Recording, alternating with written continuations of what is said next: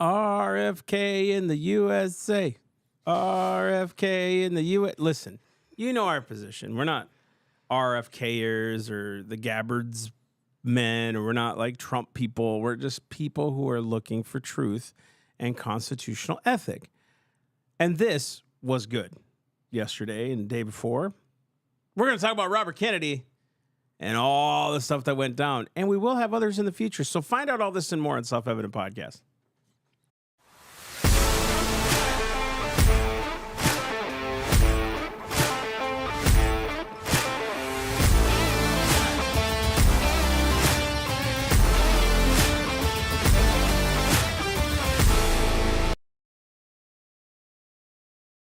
Yeah, so welcome to Self-Evident Podcast. You got Massey, you got Mike. Hello.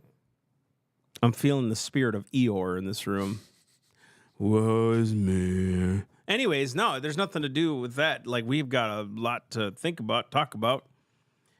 RFK is really spitting some bars, and we got to really knuckle down here on what's happening, because they're saying things that nobody was willing to say for a long time. So, again, if you've never been to The Self-Evident Truth, if you have been to theselfevidenttruth.com, if you've attempted to go to theselfevidenttruth.com and still have not done it, do it again, because there's a lot of fun stuff on our website.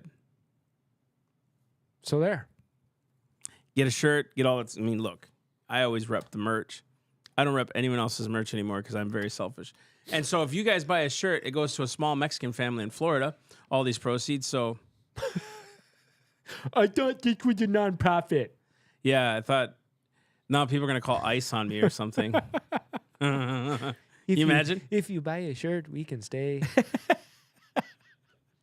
There's a whole lot to talk about with that. Deportation stuff. You know, it's funny. You said something this morning about deportation. I'm going to get back to RFK. But he said for a long time, because we were talking about it, and people that have been here for 20 years knew they were doing illegal things. And all of a sudden now that they're deporting, Freaking out. they're freaking out saying this is an injustice. It's like, you were living on borrowed time, you said. Yes. I was like, man, it's so good. You know what I mean? Yeah.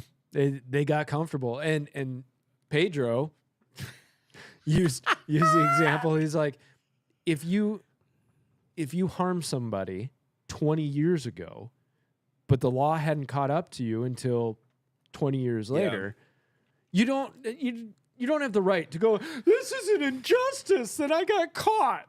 Right. Delayed time, but sooner or later it's going to come due, and it's going to sound very insensitive, but you broke the law. Yeah, you were did. living on borrowed time. You got 20 years of time here where you got comfortable. You thought you wouldn't be found out. And man, if there is a spiritual principle in that, like, be very wary. Your sin will find you out. Yeah, definitely. What does he say? If any man comes another way, he's a thief or a robber. It's like that analogy that Christ used. And I want to say this too. Like, on every street corner, it seems like there's an immigration lawyer.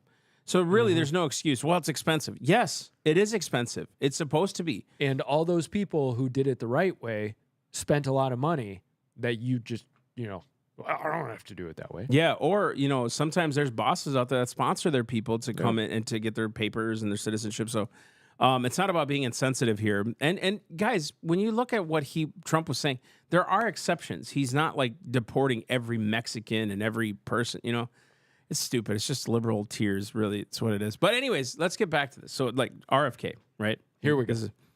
So we're everybody's on this Make America Healthy Again type of initiative. You guys kind of know our thoughts. We're a little leery, and I can kind of speak for both of us on this. We're a little leery when government's like, we're going to ban food. It's like, whoa. I like freedom. You know what I mean? Just be honest about it, right? Yeah. So, like, when companies are allowed to put known pollutants, you're killing people. That's what you stop. Yeah. They're crossing lines. They know, like, red dye and all that crap is bad. So, yes, let's hold these people accountable. We've known this for years, right? Vaccine companies. You sent me a study last night just on vaccinations. It's a whole other topic we'll get into later. But when you're looking at this, we're saying, okay, even Robert Kennedy said something, and I don't know if it's in one of your videos, about his boss eats McDonald's. No, I don't think that one is in here. But it's funny what he said. Yeah, he said you know, I'm not trying to control what people eat. That's not my job because my boss eats McDonald's and, you know, drinks Cokes, And Diet meanwhile, Cokes. everybody's imagining Trump and RFK Jr. and Elon on the plane right. eating McDonald's. Eating McDonald's. And so, like, he's like, I'm not trying to control you. I'm just trying to merely state that, like, there's either healthier alternatives or getting honest about what's in our foods. Yeah. Which is great. The fluoride issue. Great. All that stuff. So, obviously, people are going to get pissed about this. When you disrupt the law, when you don't uphold the law for so long, Thomas Paine once said, a long habit of not thinking a thing to be right gives it a superficial, not thinking a thing to be wrong, I'm sorry.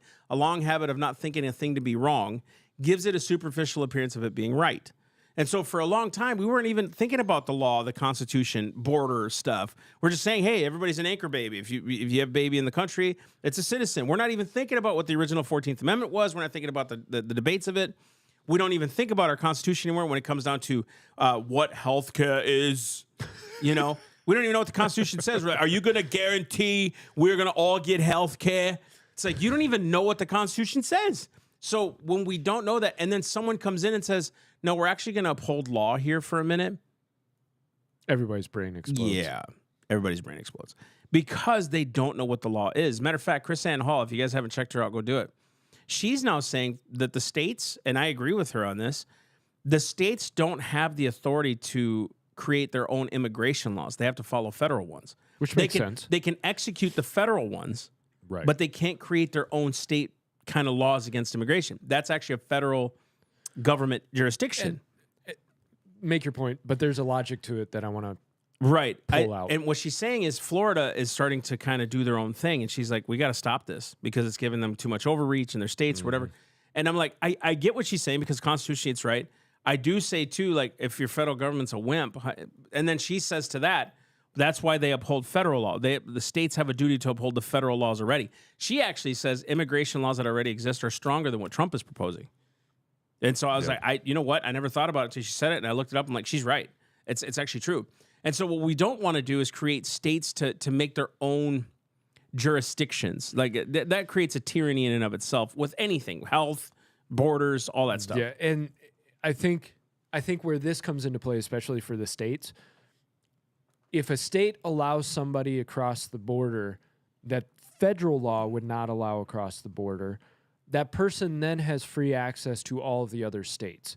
So it makes sense that all the states would come together, conceivably, in Congress and create a law structure. Right. This is going to govern how we as a nation allow people across the borders, because what California does actually does affect Nebraska, Wyoming, Ohio, because those people have free access. Now, if each state had to protect its borders against all the other states, then you might have an argument of like, okay, they do whatever they want because Nevada and Arizona can protect against them. But there is a logic and a reason to, hey, there are plenty of things where you as states handle your own stuff.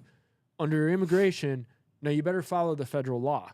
Now, I am with you if there is a question of, let's say the federal law was super, super lax, or they weren't enforcing the federal law, then what does a state do? Yeah. What does a state do? Can a state go above and beyond what the federal law is? If I were to just sit in a safe seat, I would say, well, there's probably more upside than downside to a state going, well, we're going to enforce the law and then one level up, because you're more protective against things, you know. And I'm not dying on that hill of doctrine, but I would rather see a state go a little bit above federal law than go underneath federal law. 100%. Yeah, 100%.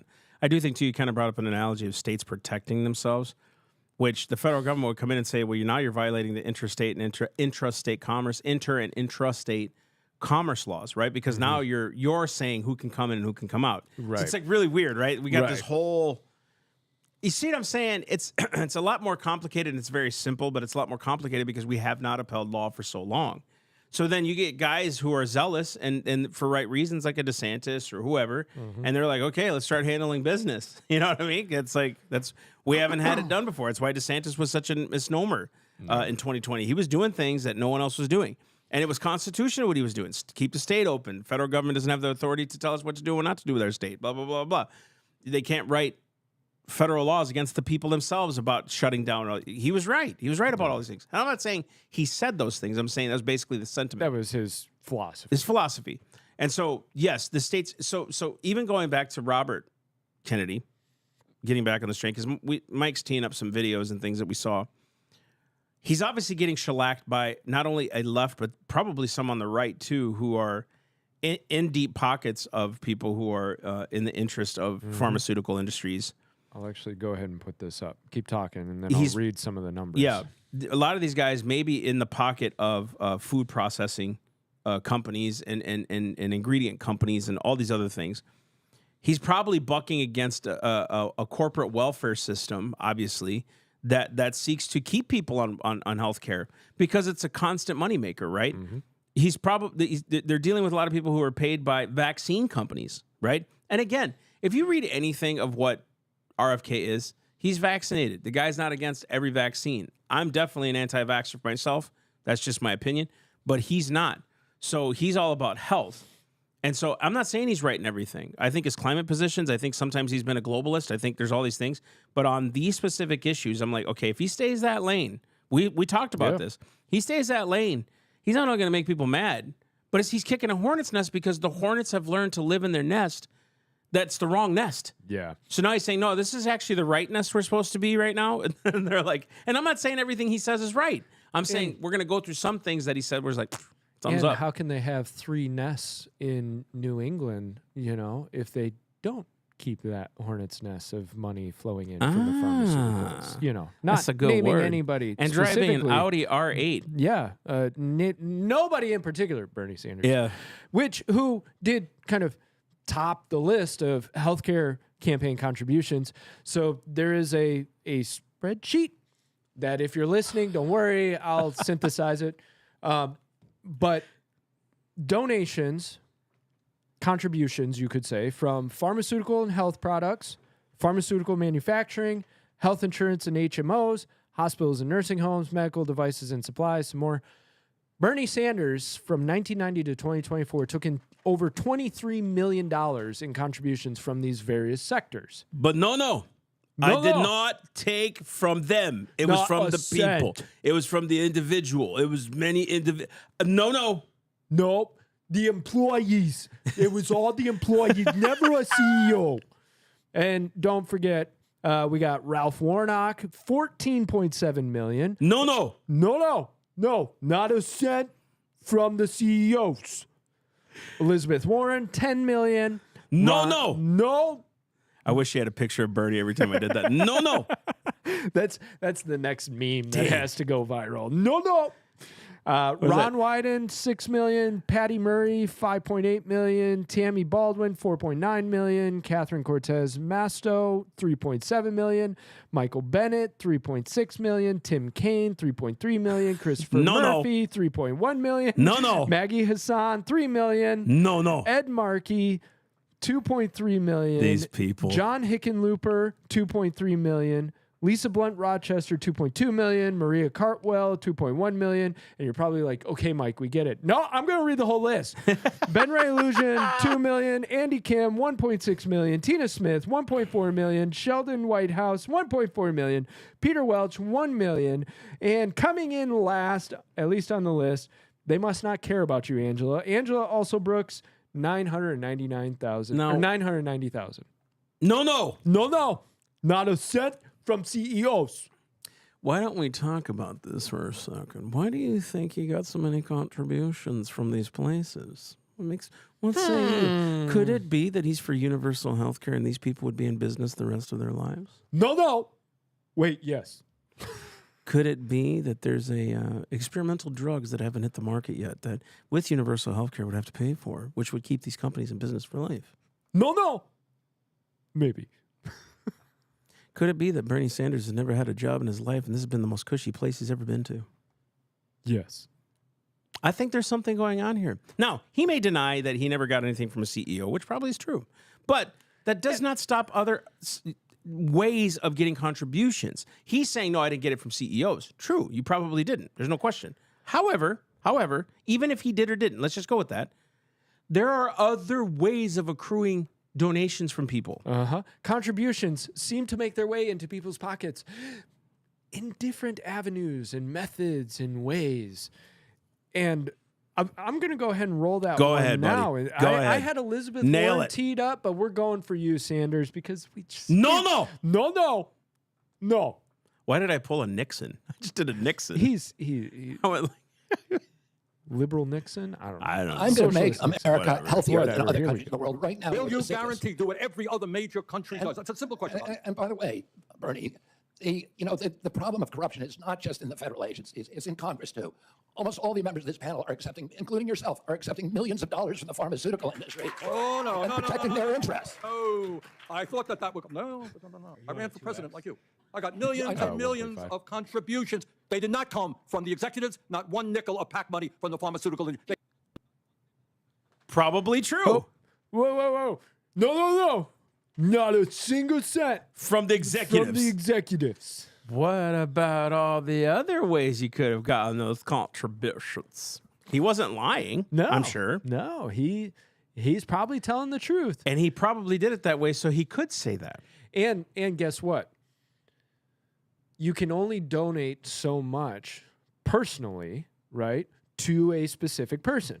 But man, PACs money, dollars out. But then he says, I never Lobbyists- got anything from PACs. Yeah. Right, sure.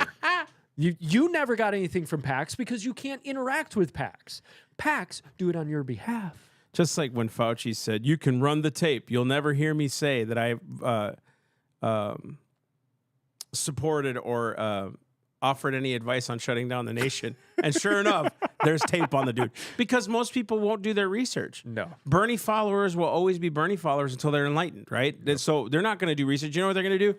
Yeah, you get RFK. You didn't receive a thing. You got my $10. You didn't get it from those big, bad, evil people. That's what's happening. They right came now. from In 2020, All right, here we go. In 2020, More you were the single largest Because I had receiver of full pharmaceutical money. contributions from workers all Get 'em. over this country. Workers, You were the that's single- not a nickel from corporate Bernie, you were taxes. the Get 'em. single largest From acceptor of workers- pharmaceutical dollars. No, from workers in the industry. 1.5 million. Yeah, out of 200 million. All right, but you have not answered. What? Let's get off of me and back to you. Yeah. This is about you, not me. I'm impressed. I'm impressed. Like, it proves that, like, wow, if there was any other way to say it than the way I'm gonna say it, screw all. Like, Yeah. I'm just going for it. I have nothing to lose right now. I think that's, and we were talking about that this morning. I think that's what I love about RFK, Tulsi, Kristi Noem, Hegseth. Like, yeah.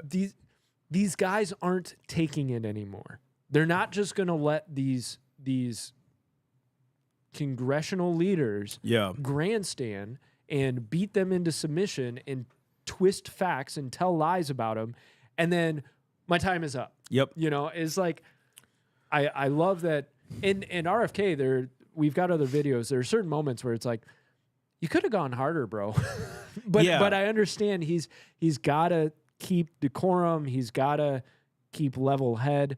But there are those moments where, like, you're just so thankful that they're finally saying what nobody has said for years. Yes. To be fair, anybody under some kind of scrutiny for a position like that becomes the target of everything. So even Democrats who go for office will get grilled by the Republicans, rightfully so.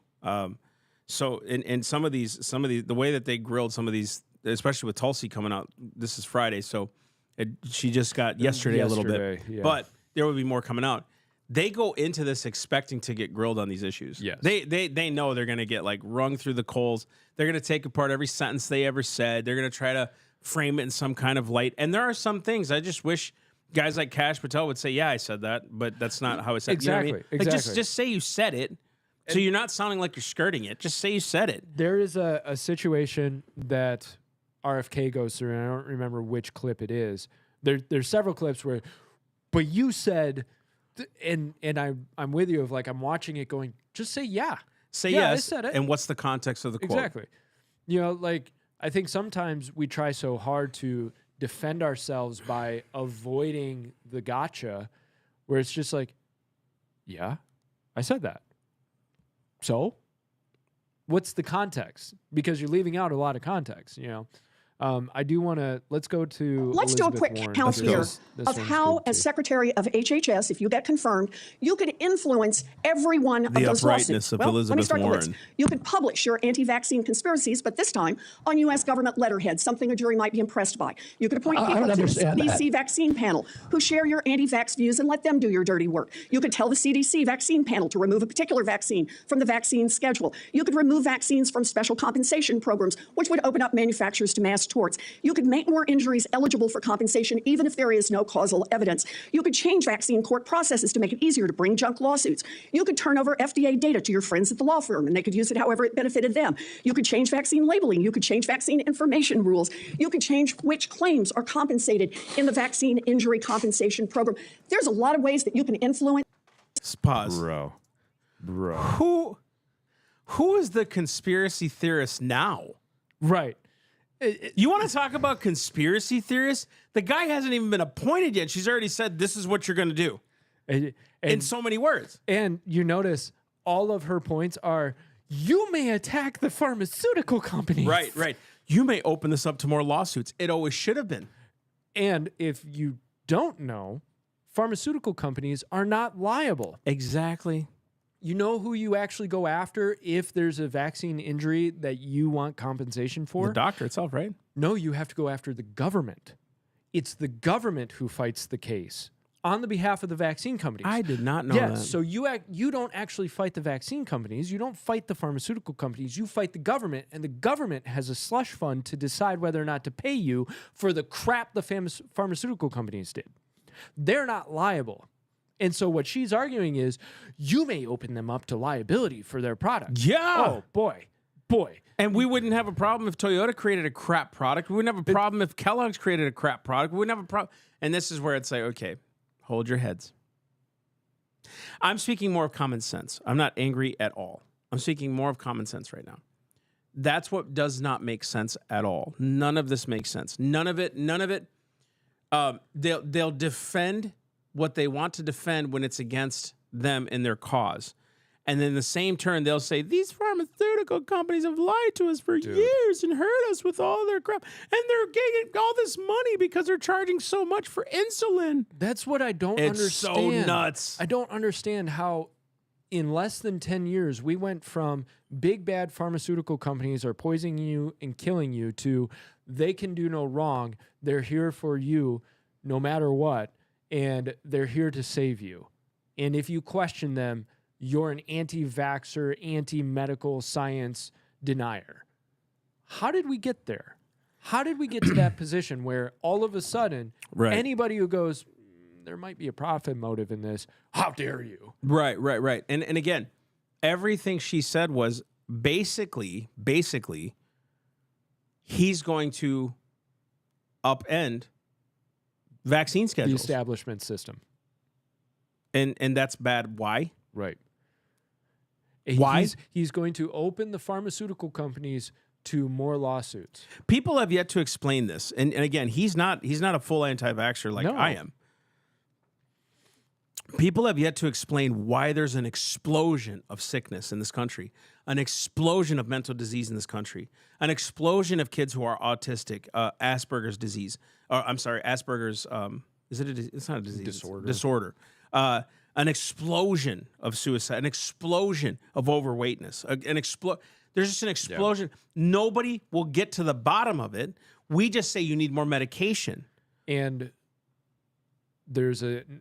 I don't want to say I don't want to say nobody real quick. There's holistic plans. Yeah. So yes, I get that. And take this stat with a grain of salt, but we have something like 5% of the world's population in America, yet we consume something like 70% of the pharmaceuticals. Yep.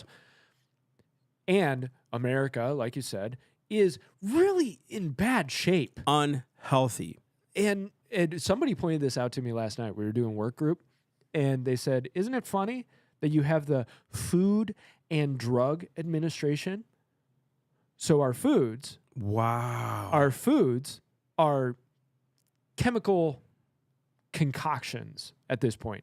your junk food du jour is more plastic and chemicals than it is real food, right? Doggone So TV you've got all that food, and then you've got the drugs that supposedly help cure you, but they really don't, from all the stuff that the food is also doing, right? And you've got one association that blankets all of that.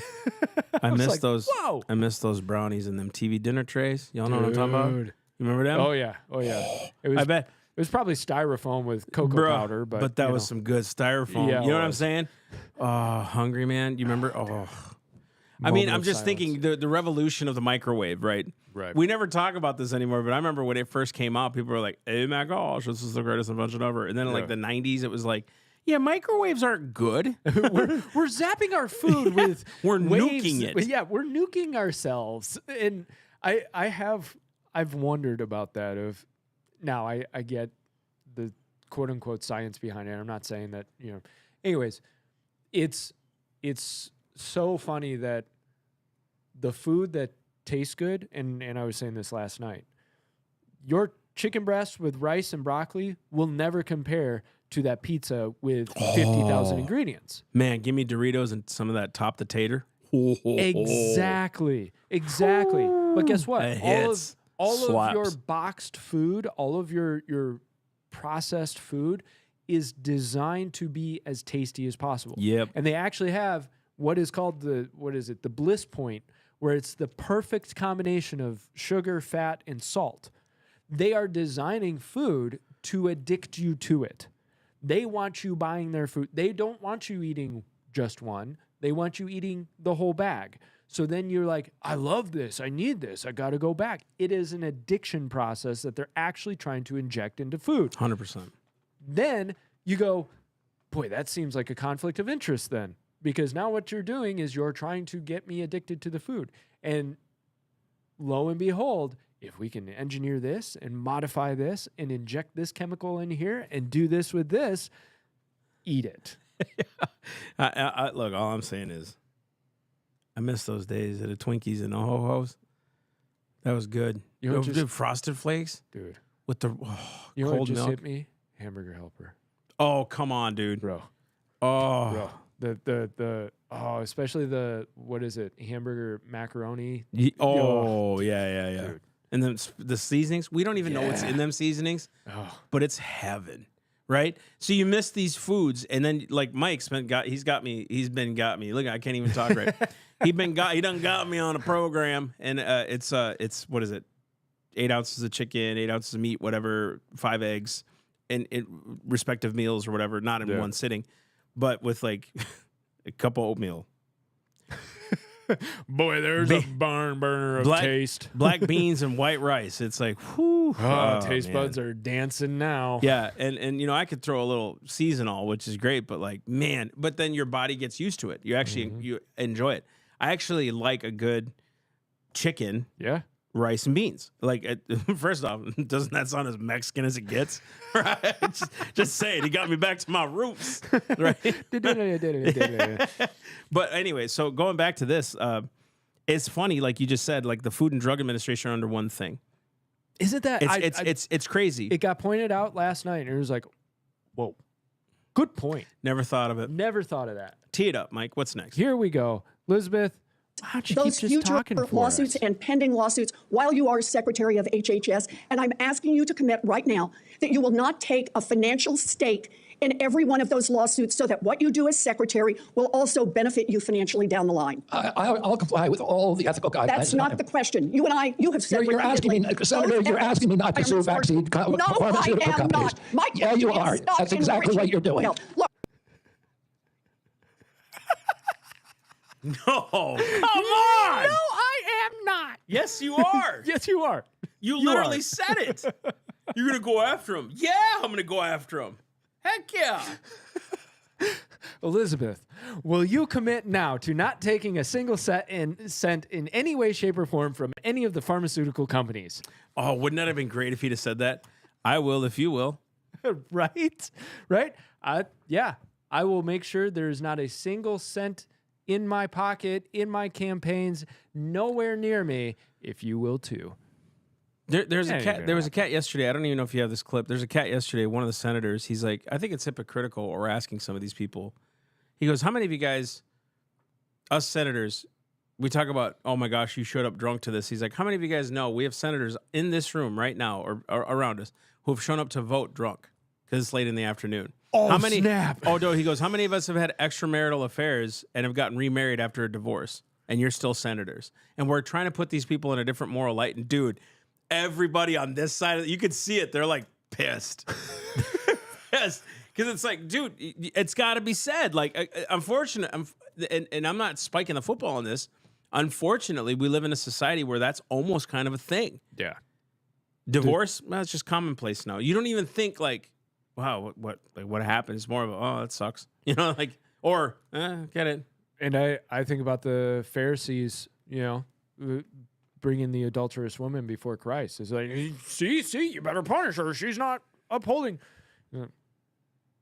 Which one of you? Which one of you? First off, how did you know where she was? Exactly. How did you figure this out? Caught her in the act. Yeah. Good for you. You're a detective. Is your punishment because of righteousness or you want to prove a point? And that is perversion of judgment. So it's like that whole story unlocks so many cool biblical things. And it doesn't omit what she did because Christ told her, go and sin no more. Right? But it really applies to everything government does. Are they really punishing evil because it's evil or are they doing it for special interest?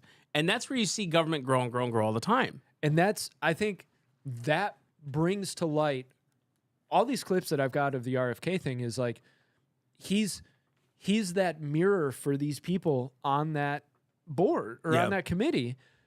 And they're like pointing the finger at him. And finally, everybody else is watching it going, but you're accusing him of exactly what you're doing or have done. Yeah, you're doing it. You're doing this. You're doing the stuff that you said you wouldn't do.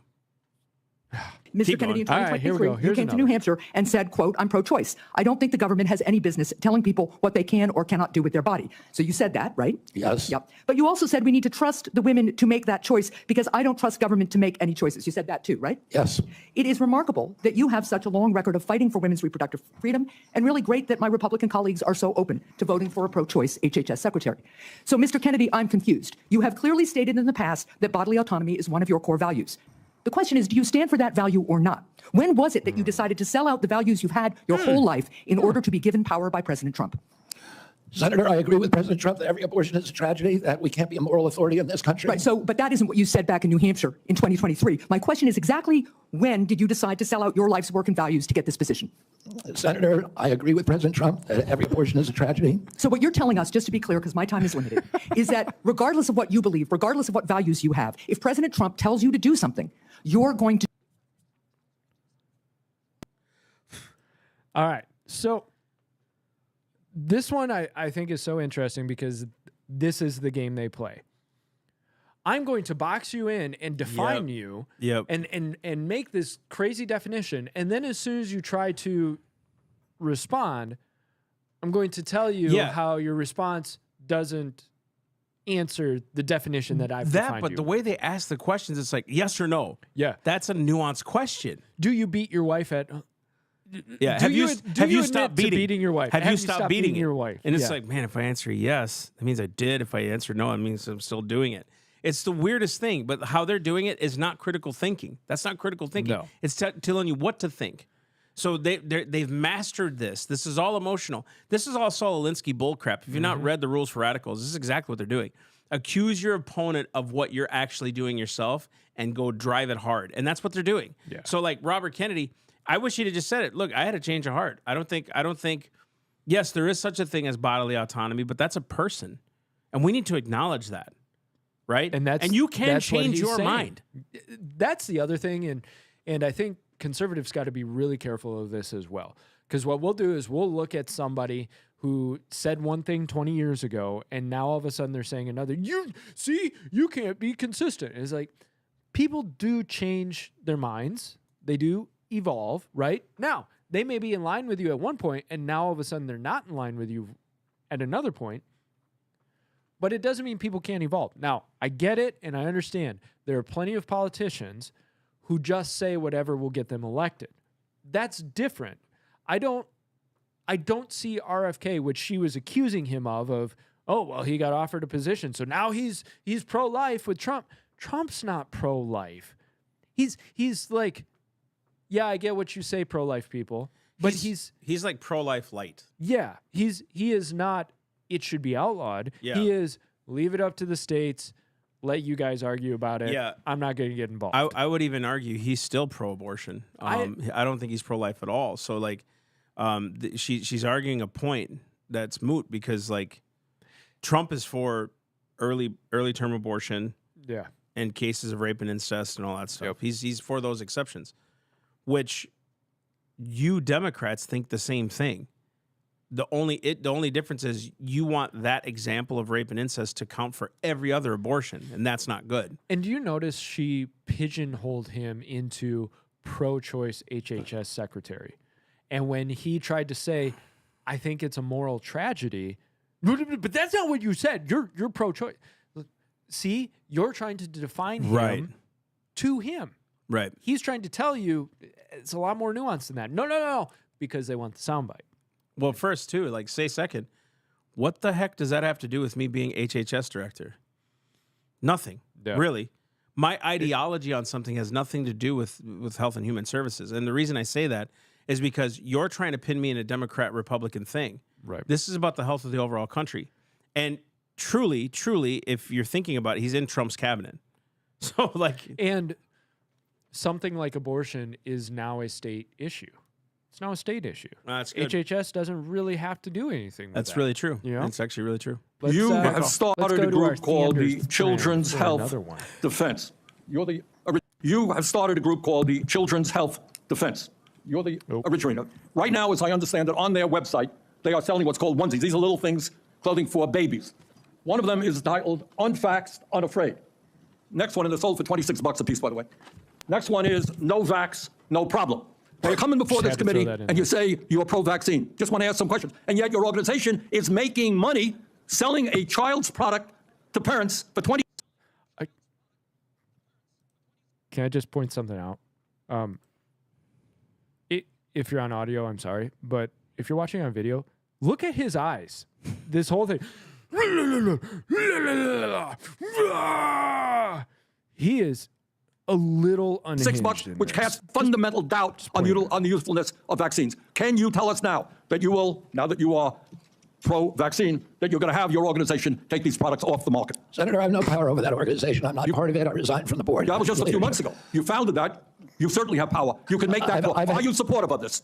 I've had nothing to do with Are you leadership. supportive of these onesies? I'm supportive of vaccines. Are you supportive of this clothing, which is militantly anti-vaccine? I am supportive of vaccines. I will. I want good science, and I want to protect. But you will not tell the organization you founded not to continue selling that product. Thank you, Mr.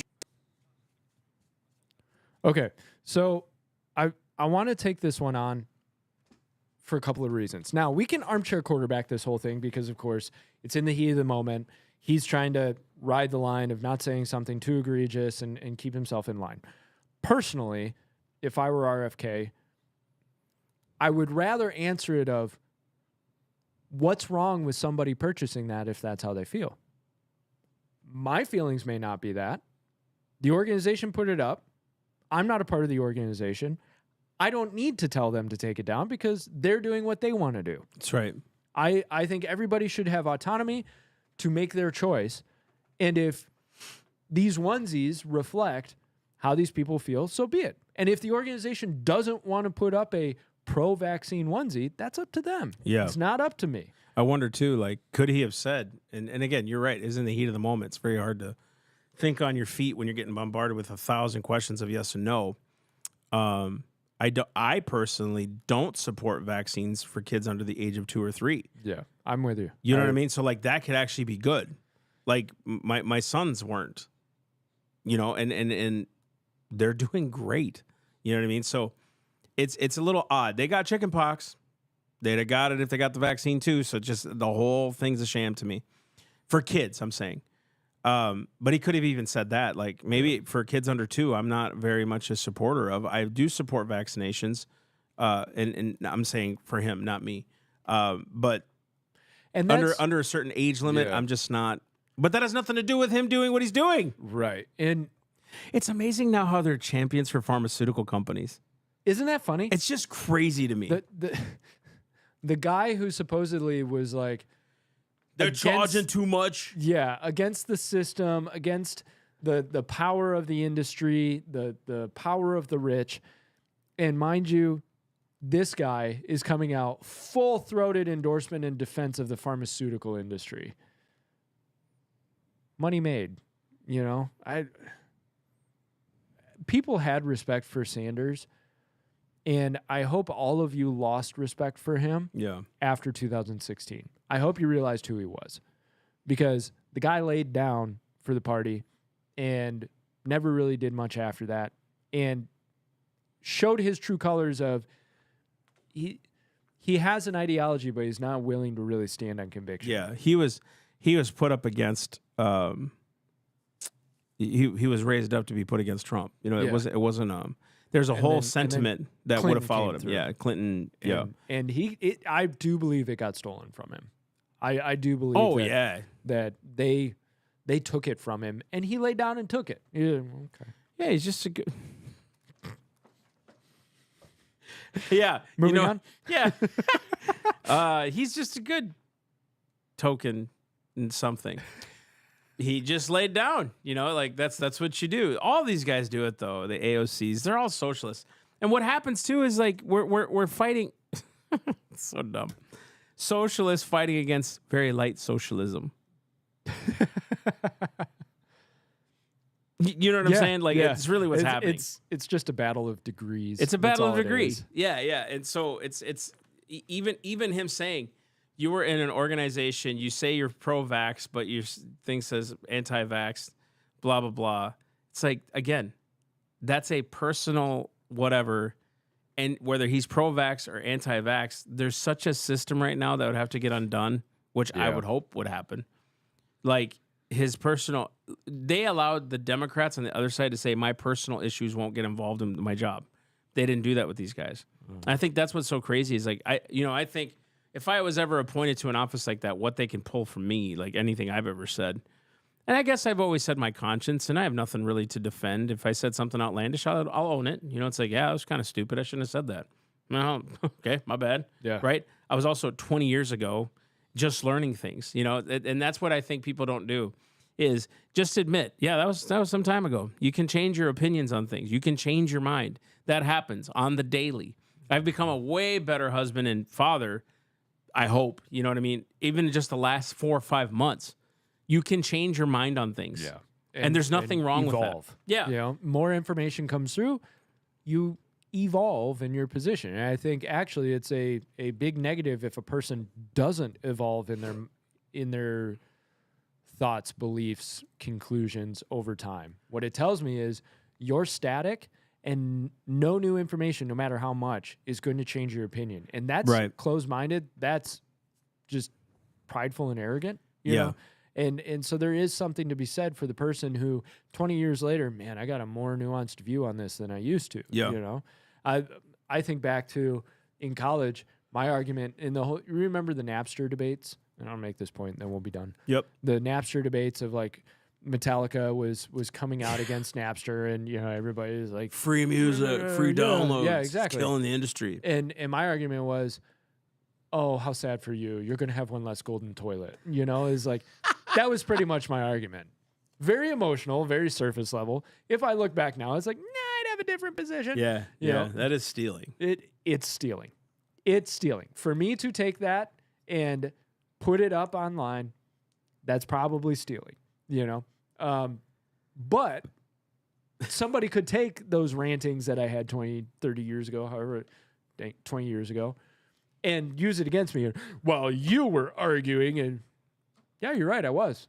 I would have a conversation with myself if I sat down in the room. You know, it's like, yeah, okay, definitely. have you seen it this way? Ideology is definitely like my faith in Christ never wavered, but definitely I've grown in the faith. Right, where it's like I used to be super judgmental and even now I judge fruit for sure, but not to condemnation, right? So there's so many doctrines I've changed from, not doctrine. That's a bad way to say it. Opinions that I've changed from, things that I've gotten revealed in Scripture. Even on like what we're talking about something on Monday. I can't talk. we're talking about something on Monday. It's hit you too. Oh man, that's about like, is it wrong to love yourself? Not in the way you're thinking, though. It's not loving your desires. It's loving what God put in you. Like the things about loving another. Like was it love your neighbor as you love yourself? So I'm gonna pull the gold out of my neighbor like God pulls the gold out of me. So I should be able to love that, but I don't accept the sin in my neighbor. I want that redeemed. Their ungodly passions. I want that stuff out. I love them enough to say no, don't do that. Right, 1 Corinthians 13. So we're going to be talking about that. And I think in all of this discourse, I've changed many positions because I thought, man, this is straight line, straight lace, blah, blah, blah. Man, it's just not like that. And there's so many, the problem with today's society, because of all the information, it's nuanced. There's you can't plant yourself on a firm decision unless it's scripture. Mm-hmm. And even then, people are like, well, but are you a Calvinist? Are you an Arminianist? Are you premillennial, post-millennial, mid-trib, post-trib, blah, blah, blah. I mean, it's like, what? You know, so why can't we just, and dude, you've even said it on X, it's almost a salvation issue if you're pre-trib, post-trib. It's insane. It's nuts. And so even when you say I plant myself on scripture, it's like, but what kind of scripture? What version of scripture? Is it really true scripture? Did you read the Hebrew and the Greek? You know, just King James are boss. Right, dude. Like, and you don't know the Koine Greek, and then it's insane. So you just plant firm in what you're called to do, right? And I'm saying, Robert Kennedy, fair play. Yeah, I think he did all right. Yeah, I think he did okay. A B+, A-. Hey. You stood up to it, you punched back a little bit, you let him know where you're at, and he presented himself as a thoughtful man who has tried to come to real positions.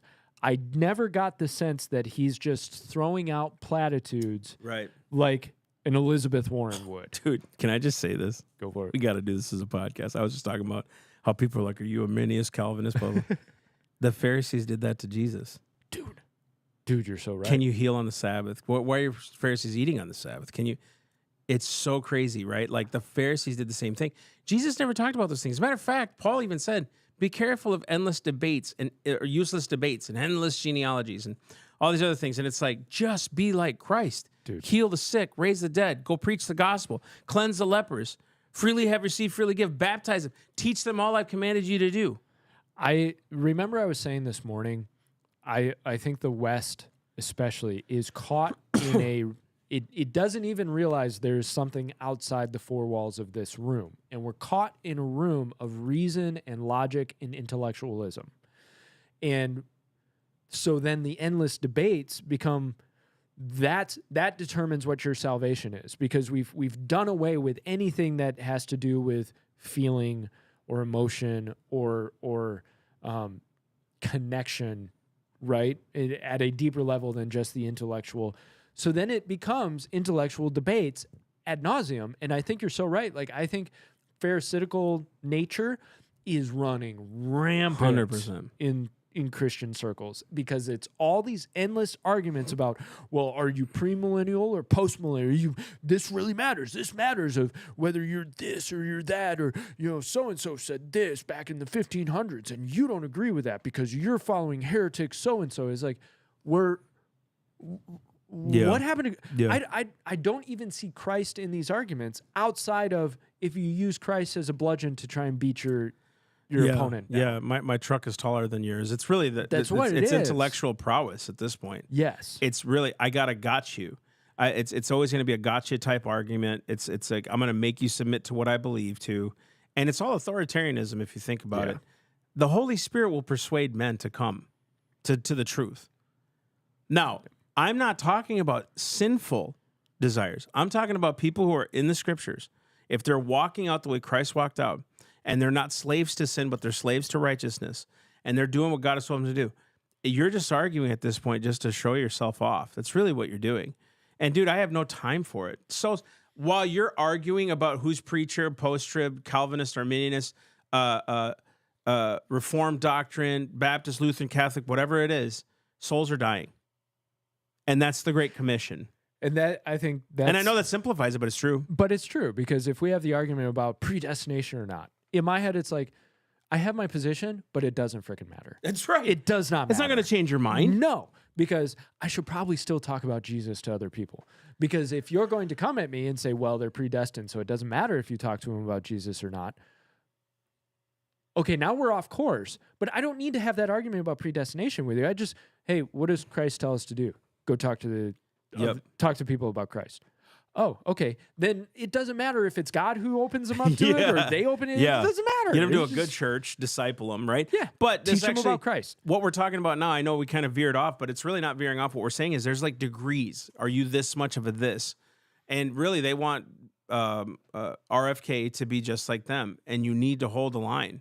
You know, you're not like them. Tell Bernie, we're not like every other nation. We're not supposed to be. We weren't created as such. We literally had a free constitution for a free nation. That's what it was.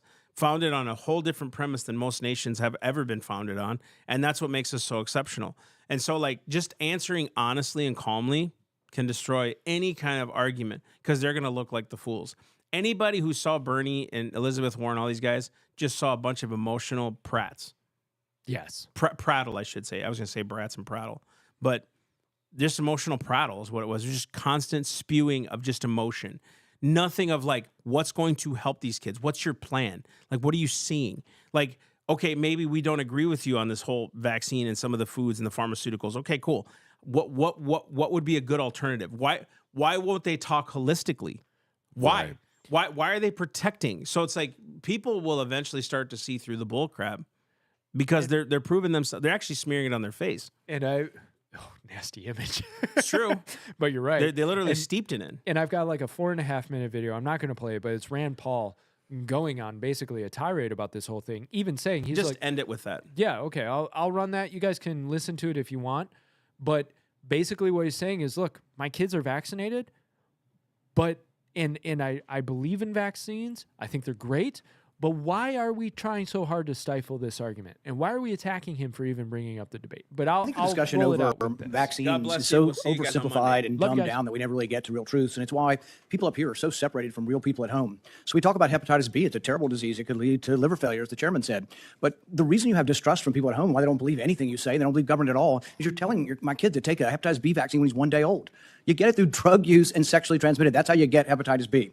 But you're telling me my kid has to take it at 1 day old. You're not. That's not science. And so every person with a bit of common sense, even people who don't resist vaccines, I vaccinated all my kids. I believe vaccines are one of the modern miracles beyond all pale. The Speckled Monster is a great book about the introduction of the smallpox vaccine in 1720 into our country. All miracles.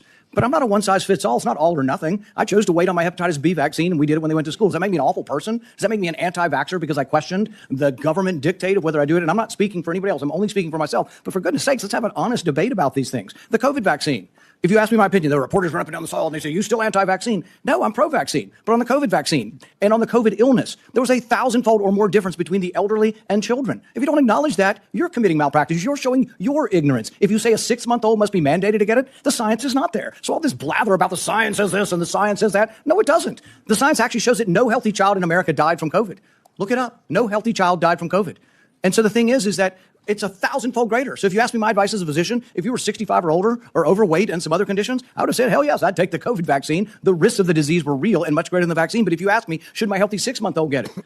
See, these are the nuances you're unwilling to talk about because there's such a belief in submission. Submit to the government. Do what you're told. There is no discussion. There ought to be a debate. You're not going to let him have the debate because you're just going to criticize and say, it is this and admit to it or we're not going to appoint you. But it's more complicated than that. And this is why people distrust government because you're unwilling to have these conversations. And go home. Ask your Democrat young mothers, your Republican young mothers, if they're vaccinating their kid for hepatitis B and they're like, well, do I have to do it on day one? It's this precious little baby. Is there science to say you shouldn't do it? Probably not, but it's my kid. You know, it's like there isn't clear-cut science saying not to. But on autism, there's no good science of anything to show what causes autism. We don't know. It's a profound disease. I know many moms here and dads who have kids with autism. I know them personally. I've met their kids. But the thing is they saw their kids developing completely normal, maybe speaking 100 words go to no words at about 15 months of age. Now, there isn't proof. There isn't proof that the vaccines cause it. That's true. There isn't proof that it causes it. But we don't know what causes it yet. So shouldn't we be at least open-minded? We take 72 vaccines. Could it be? I don't know. But we shouldn't just close the door and say we're no longer, because we believe so much in submission, we're not going to have an open mind to study these things. And so it's sort of this crazy notion. Schizophrenia, I would put in the same notion. You have a kid who's completely normal to 18 or 19, and their brain goes haywire. How does that happen? It's the most bizarre disease. Shouldn't we be open? Could it be our food? It might be vaccines, it might be our food, but autism is more common. I don't know about the schizophrenia statistics, but autism is more common. Shouldn't we want to be open-minded? Instead, we're so closed-minded and we're so consensus-driven that the science says this. Well, science doesn't say anything. Science is a dispute, and 10 years from now, we could all be wrong.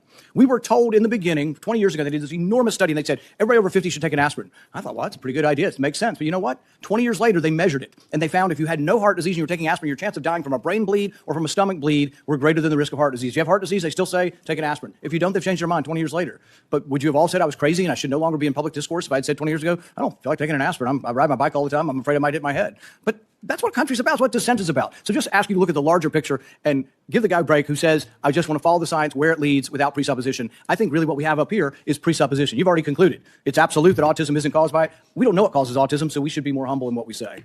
Sorry, I didn't get to a question. For the record, if a child is born to a hepatitis B mother, that child may have a 95% chance of becoming a chronic carrier. But and we vaccinate those people, and nobody's against that. But if that's a very small percentage and a red herring. That is not what we're talking about. 99.9% of kids don't have a hepatitis B mom. And could they wait a while? Could they get vaccinated 3 months or a year? Yes. So again, for the record, nailed it. If the mother's hepatitis B status is known, then that can be delayed. The problem is oftentimes, or at least a significant percentage of the time, the mother's status is not known. If she's hepatitis B positive, a vaccine on day one of life prevents chronic hepatitis B 95% of the time. So it really depends upon the knowledge of the mother's hepatitis B status. And when they used to do just, okay, we know the mother's status or not, there's mothers that snuck through. Their status was unknown. We can blame the OBs, yeah, Marshall. But for the record, there is an absolute rationale for that. But you're right. If the mother's status is definitively known, then it can be safely delayed. So now, Senator Murray.